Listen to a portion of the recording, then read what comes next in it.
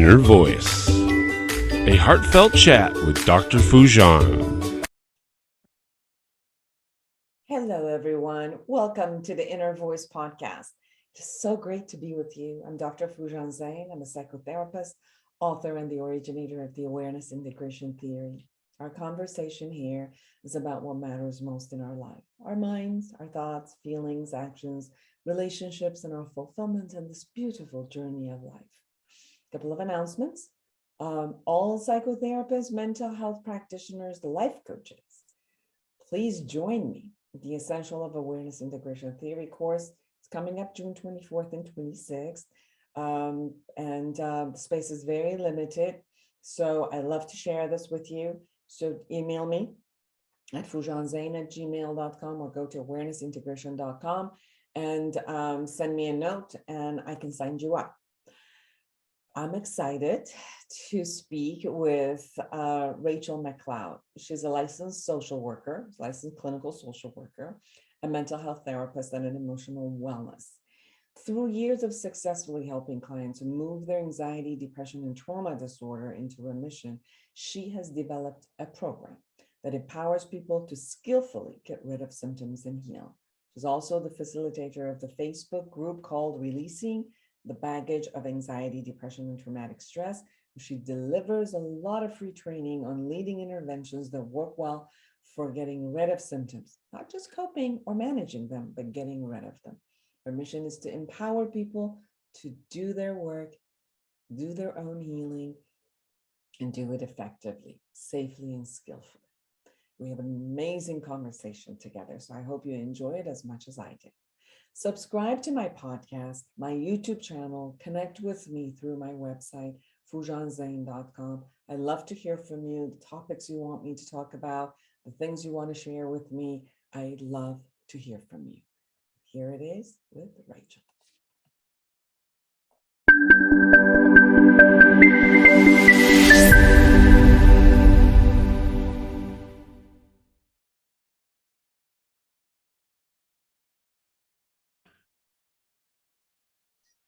Rachelle McCloud, everyone. It is so nice to have you. Thank you. It's wonderful to be here. Where are you, by the way? I'm in California. I'm in Oregon. Oh, same time. Yep. Oh, I love Oregon. It's beautiful. Me too. Especially in the summer. That's really what I'm here for, the summer. Beautiful. Listen, everyone, Rachelle obviously is a mental health therapist, emotional wellness. You have developed a program that reduces anxiety and depression and works through trauma. I created a therapy modality. It's called awareness integration, which when we did a lot of the research, it showed also that brought anxiety and depression down. So I'm so interested, obviously, in this field and what we do. And I love the way that each one of us comes from a different angle, to look at things. And so please share your angle and what you do and how you came up with working through all these years with people. And something you said before we started is, a lot of people work with the frontal lobe of the brain in order to obviously calm down, the thought process, but you're also interested in all aspects of the brain and the body. Yeah, I started doing this because I had a raging mental health disorder. I had several crises in my life, and I was a therapist. And so I took all the trainings, and here I am. I can't help myself. I'm failing at helping clients. I quit because I don't like to be bad at things. And I had another mental health crisis. And I happened upon this woman who handed me my first intervention that was very different than what I'd learned in school. And it was emotional freedom techniques, right? So we're tapping on different points. She said, try this, it will change your life. I had anxiety, racing thoughts at night, could not sleep, and was becoming more and more anxious about not sleeping. And so I tried that intervention on that, and I tapped for one round, I yawned, I tapped the second round, fell right to sleep. No choice. I didn't even make a choice. I woke up the next morning and I was like, holy cow, that worked. What else can I try this on? And so I went off to resolve the symptoms that it was showing up. I had obsessive compulsive disorder. That was my diagnosis, but later I would uncover that I had all this complex childhood trauma. And so this really was my first project. And so I was really, and then I wanted to know, can I help other people with this? So I started to do that. And but people still were having, they would like, we would resolve whatever issue they had, but they still have a disorder. And I'm like, well, this stinks. What can we, this is not right. So what else can we do here? So I started to go after the whole disorder, not something I was trained to do, but by this time I had picked up EMDR and thought-filled therapy. And so I just went after it. And I started getting much better results. And then I started taking some interpersonal neurobiology trainings. So I was learning how the brain healed itself and how, and just brain function. And I was like, oh, that's why I'm getting all these results, And so I got rid of everything that was not helping the brain heal itself. If it was not going to help the brain in its natural healing process, I'm not interested in it. And so I really slimmed down to just doing that. And so how it works is we'll have situations that happen in our life that some of that is really painful, right? The positive emotions that run through us, they just run through our system to the front of the brain, and then that part of the brain makes sense of them. And then there's all this communication and new ways of being are created. But the negative emotions that we have can really register in the brain as pain, activating the pain neurons. And then that sets the survival system off like we're in danger. And so it goes into a state of fight, flight, freeze, or faint, which shuts down the healing process. So all these negative emotions have such a hard time making it to the front of the brain where they can be processed and integrated, and the brain can learn from them and say, oh, that's why this and that. And so, okay, let's make a new way of being for that.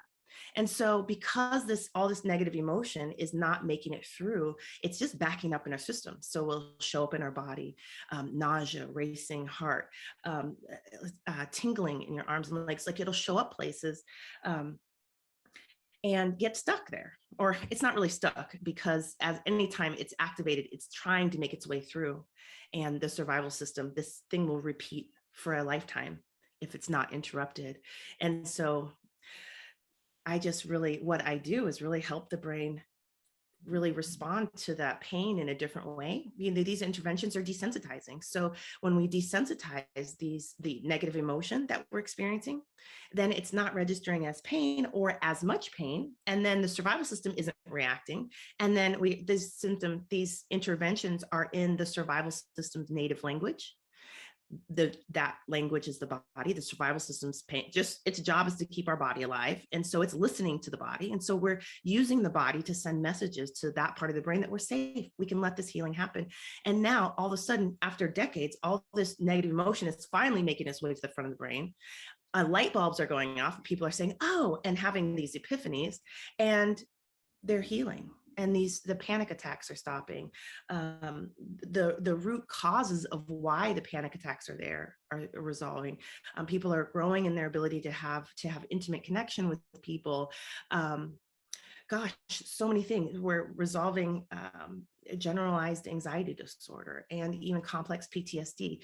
And people are really getting their lives back and not having these symptoms compromise aspects of their life, areas of their life. They're getting function back in all these areas of their life just because their brain, their body, their mind, their heart is able to finally do the work it was really trying to do in the first place, but it didn't have the support to do so. So that's what I do. And that's what my 8-week program is about, is these interventions are there. I teach people EFT, thought-filled therapy, energy medicine, and EMDR at a very, very strategically, and I send them on little healing missions. And so it's one thing to know the interventions, another thing to know what to do with your symptoms, with your stressors, with what's happening in your life to get the outcome of resolving a disorder. And that's really what my program is for. You can learn EFT and tapping off the internet. I send these out to people on my email list, training videos. Try this intervention, try this one. And, with those, you can really do a lot of healing work, but you'll probably find what I found is that even though life's getting better, you still have this underlying disorder. And so that's really what my 8-week program is all about, is doing each layer of that work, helping the brain resolve and heal through these different layers, and then also build function. And with function being like, I want to get back to painting, but every time I try to go to the painting, I'm not a painter. Every time I try to get to my canvas, there we go, that's the word. My arms are freezing. I feel like panic. I cannot do it. And so we're restoring that ability, and the ability like, hey, I don't want to yell at my kids anymore. I actually want to be patient. Then we're building that in. A lot of times, even though people want to do that, their training and their conditioning is from their childhood and not all the skills they built. This brain work really helps to release them from that and build in the new functions that they want, like talking nicely to their children and, being collaborative. Anyway, that's what I do. I got trained by Callahan actually, eons ago, in Wonderful. therapy, and I got trained by Francine Shapiro on EMDR. And it was funny because when I did EMDR, I actually tap on the knees. And I remember telling Shapiro that this is what I did, and she goes, "No, you got to do it with the eyes first." And I'm like, "Yeah, but they're so beautiful because they feel so relaxed when I tap on the knees." And to me, every one of these techniques and interventions have been magical. Yeah. And like what you say also, when you combine them together, it collaborative aspect of these where you're working, with the neural networks of the brain and the body, and together they come in and kind of like release a lot of this stuff. And a lot of what you're talking about, as I've also worked with it, is that it's a releasing mechanism where something comes in and gets stuck. And like what you shared, if somebody gets startled, they get stuck in it, and then the whole system goes on automatic in that stuckness of I'm in danger, and then the automatic system just shows up. And I don't know if you've had this experience. I'm having a lot of clients who are coming with after COVID panic attacks, like the whole system has automatically gone into panic. It's not, and they keep saying, Foojan, it's not my thought process. I'm doing well, I'm happy, but my body is reacting to something that I can't even do anything about. And what you're talking about and how to bring the body back into its homeostasis, its natural space, a lot of times calms down not only the physical reaction, but also a lot of our automatic thoughts that show up, which then produces anxiety and depression consistently, or the traumas that have happened childhood or due to anything that has shown up around us, whether it's violence or, the shootings or the war or, anything that happens here and now today, accidents, robberies, anything, that the body goes into such a reaction and it just gets stuck in that trauma.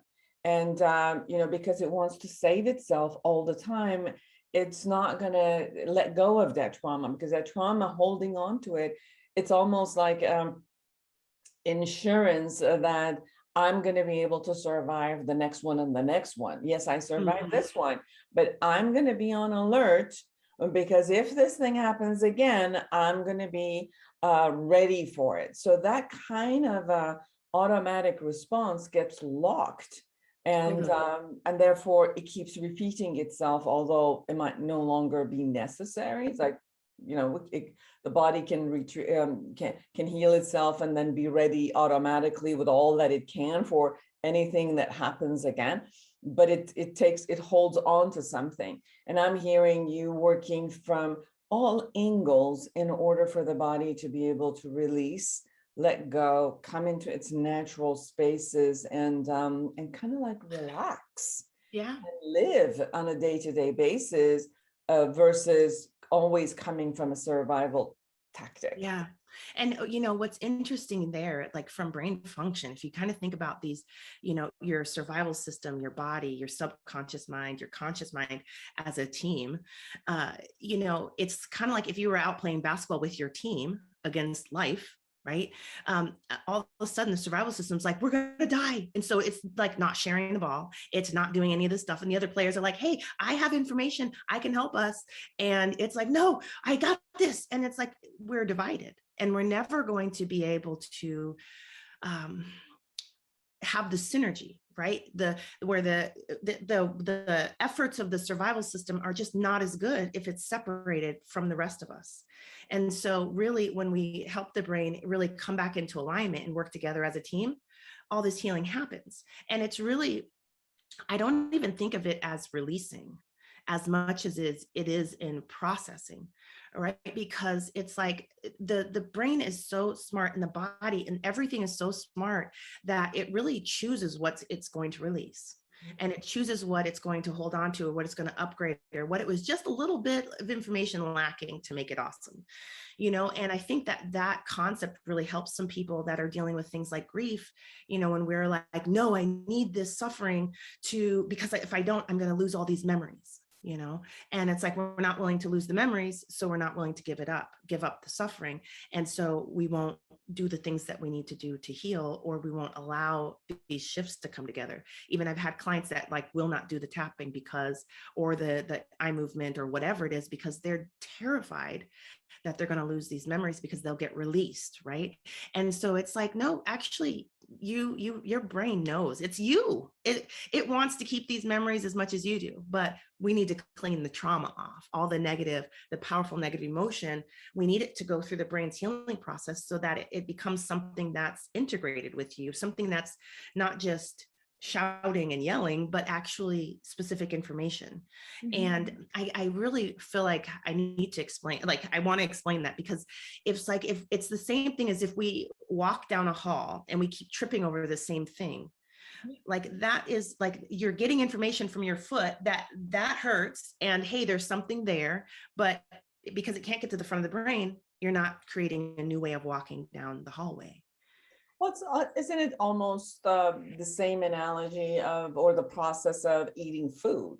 Like you eat the food, it takes the nutrients and then releases the rest of it, what it doesn't need. But if a food has toxin in it, obviously the whole system starts reacting to the toxin that showed up with the food. And sometimes then it has it has an allergic reaction to that. So you can imagine the same, like a data or stimulus or, experience that happens to, the other organ of our whole system and our brain. It needs to take the nutrients, which is the information, what it can do with it, how it integrates it, how, it stores it in the memory. And then naturally it's supposed to release whatever it's no longer needed. But sometimes, if it's a toxin where something gets triggered by, like you said, the pain neurons, and then it says, oh my God, I gotta, survive. I gotta hold on. I gotta, our body inflammates. Then our brain says, oh my God, I gotta hold on. And then, you allow the toxins to let go. Right. Yeah, I think that's a great analogy. And I think that what's cool about that analogy is the brain does work the exact same way the mind body does. And that what's toxic for one person is not toxic for another person. Right. And so we really can't judge what's a trauma at all, except for by seeing how their system's responding to it. Right. And so that's one thing. And the other thing is if it stays in the stomach and it doesn't move through the rest of the body, you're going to have problems. Your stomach's going to have a problem. But it's like, we really need that and that's what happens with some of these memories, some of these experiences, some of these emotions. They just get stuck. They don't get processed. We don't get to take the information from them. We don't get to eliminate them. Like when they're supposed to come and drop off the delivery of information and leave. And they're not able to make their drop off. They're not able to deliver. They're not able to leave. And so it's like getting stuck in that stomach part. And just like if that was happening physically, happening emotionally is really dysfunctional, problematic. I think very important. And I think people who are listening or viewing us, if they can also see that the same event might be not traumatic, just kind of like normal for one person, and then excruciatingly painful for another human being, depending on, their background, the way they process things, the way maybe they've seen, sometimes when people have seen atrocious traumas, other type of traumas are like, no problem. What's the issue? And I've known people who have never seen traumas and they've been pampered. And then something that, usually for another person it doesn't bother them, it breaks them because it's the first time they've actually faced, the whole system breakdown. So it really depends on the person and their surrounding and their upbringing and all of that, and how much they have the tolerance to handle something or not. So it's important for, if somebody who's listening to us says, I don't understand, why am I so sensitive that things that other people just doesn't bother them, I'm oversensitive and everything bothers me and it holds.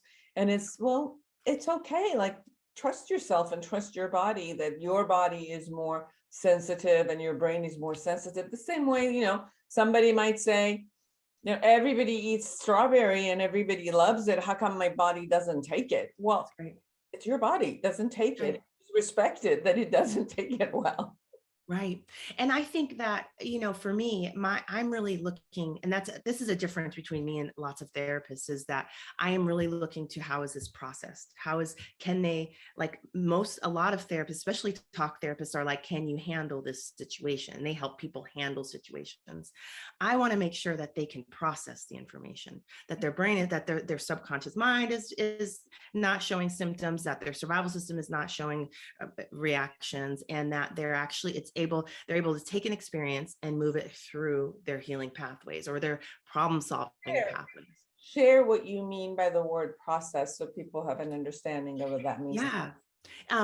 So I want to use let's use the food digestion system, because the brain has a digestive system, right? So when you are eating things, that's the same thing as you're having experiences, right? And then they go into the stomach, and they're trying to get into a place where they can move into the decision-making process, right? And so I want to make sure that stuff goes from your stomach into the decision-making process. What am I going to keep for me, and what am I going to release? What am I going to keep? I need to watch that process happening in your brain. And there are signs and symptoms of that the brain is doing that. My mind is blank at the moment. I can't, let me keep going. Maybe we'll come back. And then I need to see that things are releasing. And what we'll know I help people with this using interventions. After one round of an intervention, I should see the body relaxing. I should see the intensity of the distress reducing. I should see more objective thinking instead of emotional reasoning, because we're processing the emotion out of it first. That's really what we're doing. Brains typically don't have problems with our problems. We have problems with how we feel about our problems. So once we can we can neutralize the situation, the brain is like, the rest of the healing crew can get in there and take it apart and figure it out. But it's kind of like they're kept out by the intensity of the emotional distress. And so once we see that objectivity turning on, that's great. We know this is moving in the right direction, any of these things. And the last thing I should see, which sometimes is the first thing, so it's brains have, I'm looking for one of these four things, is that there are solutions being generated. That's part of the prefrontal cortex's job, is, like the walking down the hall thing. We should have some solutions, like, oh, maybe we'll walk this way, we'll stay along the hall here, because we're integrating that information. A lot of times the first solutions that are created aren't very great. But the fact that it's up and running is really awesome, because that's a front of the brain activity. We're trying to empower the front of the brain as to live our life, because that's where our values and our morals and our strategies and our skills are, and so when we know we're in the back of the brain, when it's just emotional, when we're just feeling that raw emotion, we're reactive, that's not where we want to live our life. When we're there, we want to get out of there as fast as possible. And we want to keep those pathways open so that all the information that's coming from us gets to the front of the brain. It's empowering that part of the brain, and with information and energy, because emotions are energy, like electrical energy moving through our nervous system. And we want it to fuel and empower our skills, our, all the front of the brain activities. And so once we're working with stuff that hasn't made it through yet, we'll use interventions for that. And then we want to see those four things happening. And that lets us know that the process is working. And a lot of times the brain, that once it's up, it's like, oh, I got this, move out of my way. And the brain is supposed to be doing this stuff by itself anyway. Right. And so but sometimes it needs us to repair it. And it's like, I haven't had enough practice with this specific issue to help. And so we will walk every piece of that thing through the healing process and make sure it gets through. Because once it gets through and it's complete, the brain is like, oh, that was really nice. I bet I could try that. And then we want to give it enough practice that we're actually repairing that process, and that process is working more and more independently, which is part of healing a disorder. Like we don't want to just have to, where we need that part to really practice a lot. If during childhood your parents have walked you through that process enough times, it's really built that. And so it can really come up until you can, by the time you're an adult, your system is running independently and able to do that. It's when we have these complex traumas, or maybe parents that weren't well, parents who didn't have this done for them, and they could not help us build that process or get that process up and running. I kind of think of it as as babies, we're these unassembled parts. We're this little being that where parents are putting together our nervous system, and even if they don't put stuff together, right, or they don't put it together at all the pieces are in there. We just need to get in there and get those pieces assembled, and then get them enough practice, and the next thing you know, they're functioning. These can be things like joy, even, or thinking about yourself. Some people have been programmed against being self-centered, and really their first thoughts are to their parents, to their people around them, to all this stuff, and they have no awareness of themselves. They're terrified of being selfish. But we need both of those things running. We need really high self-centered skill. You need to know what yourself is doing in life. And we need really high empathy skills, having an awareness of other people. If we're low on one or the other, we need to assemble that. We need to practice it. We need to rehab that and get that up and running so that you can live with these things moving. Your system is doing this for you like it's supposed to be doing. Well, I mean, like you say, overall, a child's reasoning is a lot more emotional based, and they're moving and they're systematically learning. Like their emotion comes up, then based on experience, they get their logic and they move. And the capacity of the brain and the frontal cortex keeps getting more and more mature all the way to age 25. So we kind of go through our impulsive stages of not making the right decisions and going through the process. A lot of people, due to maybe traumas, maybe not learning those processes, as you said, as far as their parental guidance or what was happening then, use of drugs and alcohol around teenage years, a lot of it that halts that process and moving forward, that it's not built to its maximum capacity, in a sense. Not that it doesn't have the capacity to be built. Sometimes it gets altered for some reason. And then the process of therapy and some of the techniques you're talking about and how you've brought them together, it allows the process to be actually built fully, and for them to be able to go through their emotional process, their thought process, create the decision-making trees and how to go from one piece to another, look at what's the result that is getting created, and to have the capacity internally to have that process being done. And then for them to also be a part of this, like making the decisions, go through the system. So you built the system, and then you're also awareingly go through the system, in a sense. Yeah, it's like it's there. It just doesn't get, it's like, right, if the survival system's blocking all this specific emotion coming through, and sometimes it's lots of emotions, sometimes just one or two or a couple.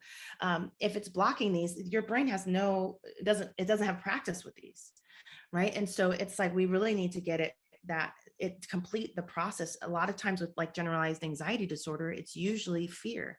People don't have a great process for processing fear. And so we want to make it conscious. This is a subconscious program. We want to make it a conscious program where we can work on it and we can practice it. And then pretty soon it will be good enough. The brain is like, I got this, and it'll go back into a subconscious program. And now it's functioning much better. And I will tell you, as we grow through life, this thing needs to continue growing.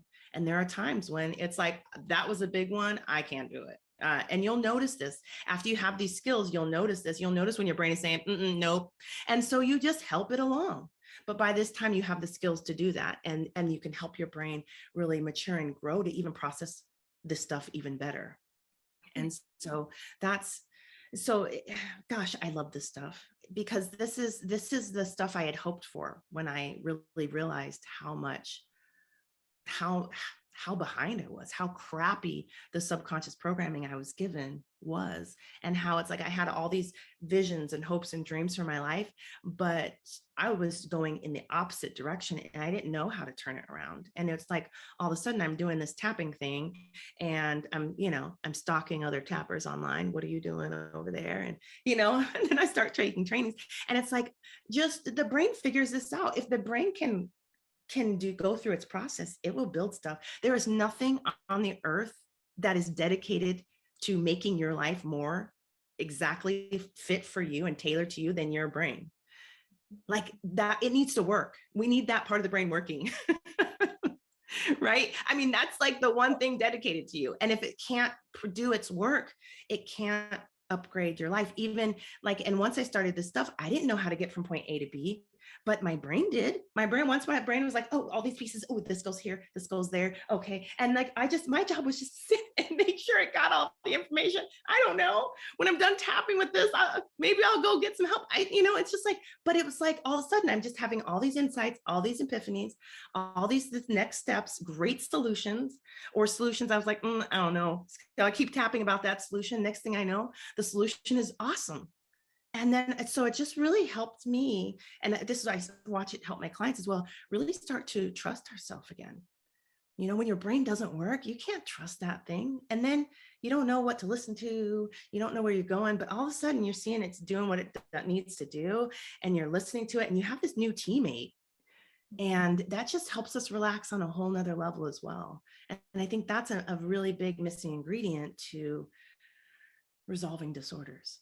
I mean, it is the organ responsible for decision making. So when it's not working appropriately, or it's foggy, or you Right. put something in your system that is making it foggy. So, and it's interesting because one of the issues is any type of mind altering substances, it's going to take the one organ that is supposed to be clear enough to create a lot of decision making for then you're kind of like smashing it up. Is as if you have a TV and you purposely smash it up. So it's how to be with your brain and brain health in watching it clean up, process, and move forward. Yeah. You also had talked about, as you were sharing at the beginning, that you're also bringing energy type of work, and I know EFT has been like the thought field therapy and the tapping techniques have worked with meridians. They started to that's how Callahan started it, and others that work with releasing the energy through the you're tapping on the meridian, the parts of the end of the meridians. So it works a lot with the energy of the body. How are you using the energy therapy modalities Yeah. Well, I started all of this because, right, I want to resolve disorders. And then I was like, well, this takes a long time. This takes longer than I think it needs to take. How can I do this faster? Because nobody should suffer with this for a long time. This is my theory. And so I started teaching people the strategies. I started teaching them the EMDR, them the tapping, and then I'd give them homework, right? And so then I've got my process down to 2 to 6 months. Any disorder, not everybody likes that pace and needs that pace. So, some people work on it a year, some people a year and a half. They just kind of, it's what they can do right now. But from there, I was like, can we do this faster?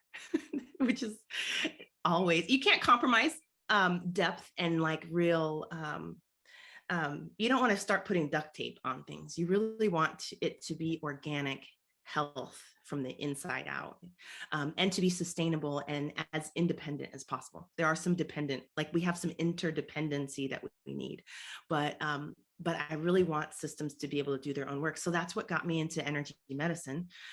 Actually, I was going to take training. I was searching the internet for training on past life regression work. I do that. And I'm interested in that because I don't know that I believe in past lives, but I set out to do this because sometimes the brain can't tell you what the problem is. And so if you have alternate ways of setting it up to tell you what the problem is, it will like, oh, let me tell you everything, you know? And I was finding that with doing past life regression work, I was able to help people resolve symptoms faster and really resolve some somatic issues like tension in their neck that they'd had for decades in one session of a past life regression, and that was gone. So different things like that. And so I was like, I want to know more ways of doing this past life regression work.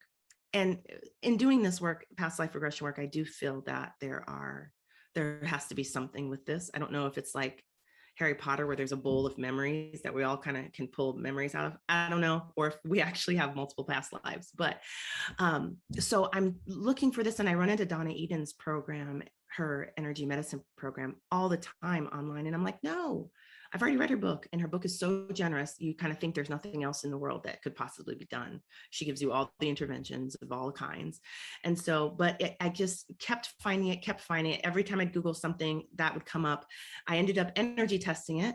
And it was like, I should take this class. And my energy said, yes. So I signed up. For people who don't know what energy testing is, it's a muscle testing. Which yeah, you're actually asking your muscles to tell you whether they agree or they don't agree. Yes, because the body is interacting with the world around us energetically as well as chemically all the time. And so if you are thinking something that is, or interacting with something that's not good for your energy system, it will weaken your muscles for 1 to 2 seconds. And then your energy system will reorganize and it'll regain strength. And so you can take that little window of time and test the strength of any muscle. So you can make a statement and test it and see how your muscles are responding. Anyway, that's what I did, because I like to play with that. And so I take the class, and in the very first class, I'm learning all these interventions for like neurological organization. And she says, people who have depression normally their energies aren't crossing over, because the right side of the brain is supposed to be communicating with the left side of the body, and the left side of the brain to the right side of the body.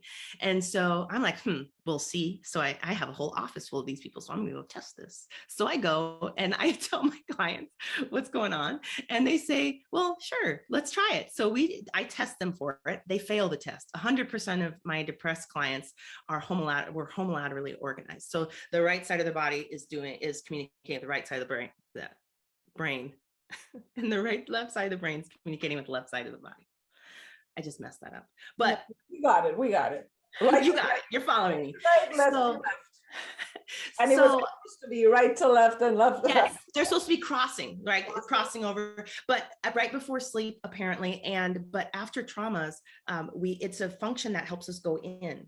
It's an energy function that will help us go in and go into a healing state, like sleep and things like that. But it's supposed to come back out. And so with these clients, it was not coming back out. So they were walking around neurologically disorganized. And so I'd teach them the intervention, and they're doing it. And next thing you know, they come back and they're doing better. They're just, and it's like, it's not like tapping or EMDR where you do this for this amount of time and you get X result, right? With energy medicine, you do it, but you don't really know. And you're like, kind of like, I like things to work. I like instant gratification like that. So but I kept going with it.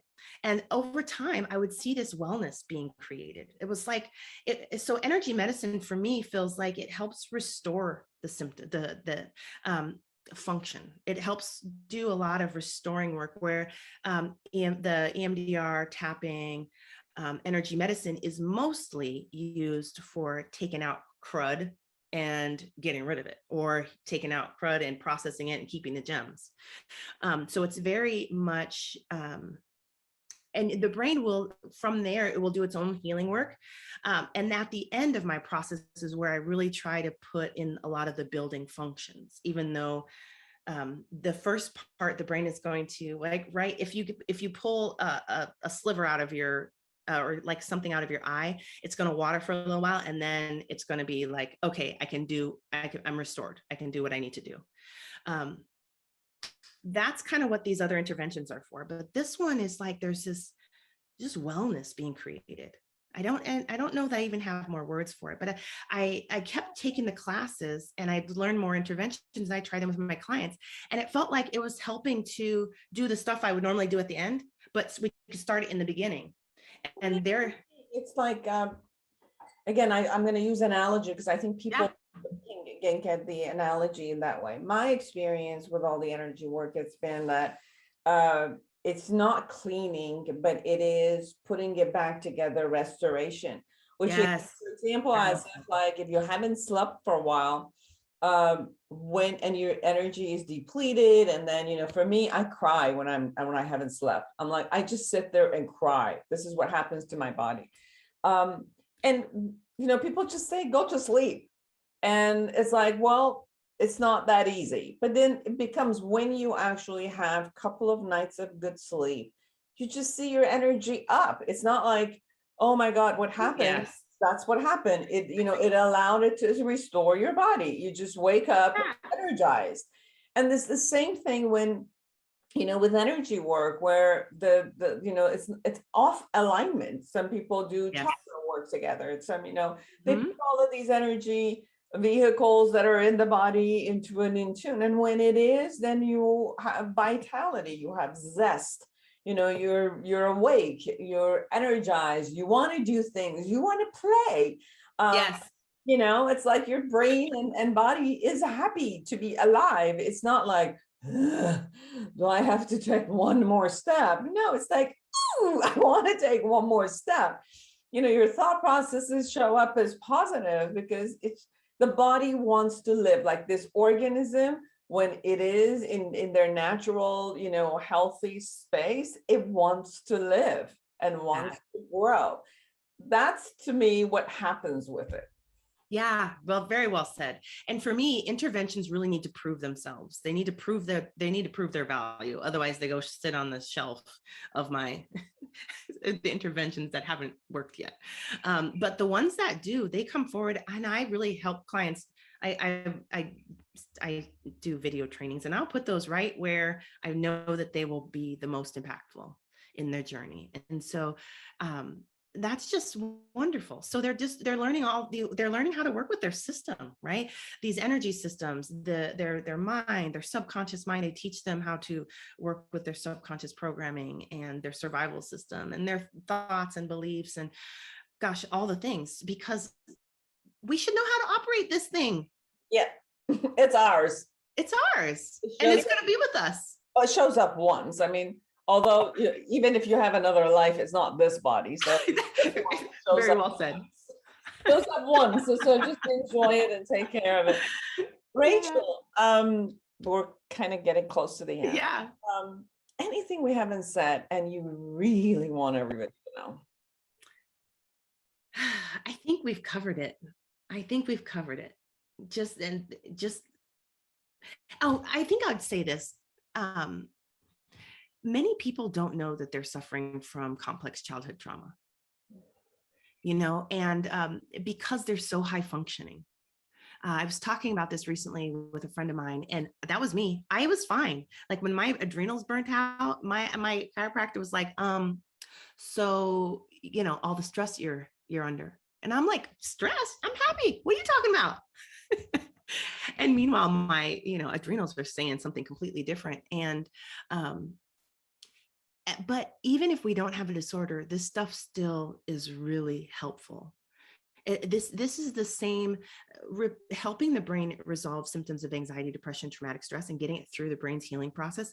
That process is the same process that we use for maturing, right? That you talked about earlier. That's when our maturation is halted. Gosh, and there's some areas of our life that haven't matured since we were 5 or 3 or 12 or 20, right? And or even last week, right? And we can intentionally help our brains take those things and do the maturation work it needs to do, with those things. And a lot of times it doesn't take very long. Sometimes it's like 5 to 20 minutes and you're noticing tons of transformation. So in my case, it was a minute with the first thing I used, the insomnia. It was 2 rounds of EFT, and I was knocked that done, sleeping. And I never had that problem again. And that's the deal. A lot of these problems, the brain can resolve them, right away. Some of them require more advanced skills. And so, but there's a lot you can do to help yourself. And then if you need more advanced skills, look me up, find somebody, get the support you need. Yeah, my experience with EFT has been, and even one of the conversations they usually had when they interviewed Callahan had to do with, it's a little bit of more of a temporary releasing mechanism or processing mechanism. And they call it temporary as if there is something wrong with it. No, it isn't. Yes. Food is temporary. You're going to get hungry 3 times a day. So what? Have the mechanism to, release it 3 times a day. So they call it as if like, oh, it's a bad thing that it's temporary. No, it isn't. It's wonderful. Right. EMDR, interconnects the brain neural network, and it releases some of the traumas and processes them, not in a temporary level and in a long lasting level. And sometimes, once for all, it does it. So each one of these techniques does what it needs to do. And, for people to either do it themselves or to have the capacity to, to be with someone else who can be mirrored for them, who can be there in a kind and non-judgmental and loving space, which a lot of people need in order to fully allow themselves to just open and go and, take the process. Some people do it beautifully alone, and some people really love to do it with other people. And so that's what's great about all of this. With the information is out there for you if you wanted to do it alone, and people are out there for you who are great at this, and they can be there for you. That's right. Where can people find you, Rachel? Yeah, on my website, RachelMcCloud.com. And my name is spelled like Rachelle. So there's extra L's and extra E's in my name. But yeah, I offer my program as a self-study program, and also as an intensive, the curriculum for my intensive coaching program. And so, yeah. And you're right. It really is about finding your own way. Mm-hmm. It really is. But we don't have to do it alone. I totally did my work alone. And it took me a long time.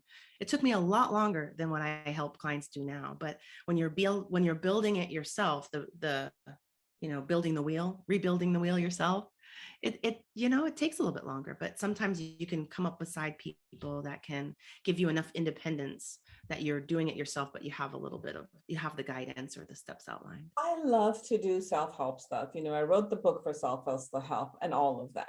With all of that said, I just don't think you're going to be able to see the back of your head on your own, even if you have a mirror. Sometimes you got to have 2 mirrors. Sometimes you have to have another person to say, Foojan, the back of your hair is sticking out.